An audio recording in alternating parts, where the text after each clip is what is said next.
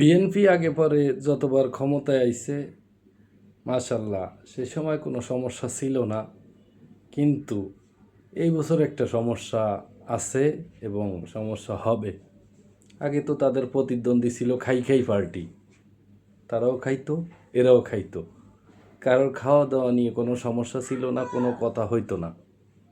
তবে তবে এখন একটা কথা, এখন বাংলাদেশে ৮০টা আসন পাইছে জামাত ইসলাম, আর এরা পাইছে ২০০ আসন। তবে এবছর দেখা যাবে যে এরা ২০০ আসনে কি করে, আর ৮০ আসনের দিকে মানুষ, বাংলাদেশের সাধারণ মানুষ ওই ৮০টা সিটের দিকে তাকায় থাকবে ওই এমপি মিনিস্টাররা কি করে।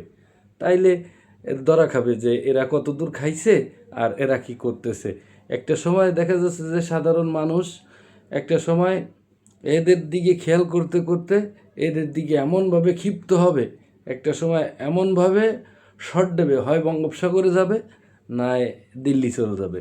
এটা হবে, এটা বাস্তব। এটা ভাইবে দেখেন যে আমি কথাগুলো বললাম আপনাদের হয়তো খারাপ লাগতে পারে, কিন্তু এইটাই ঠিক।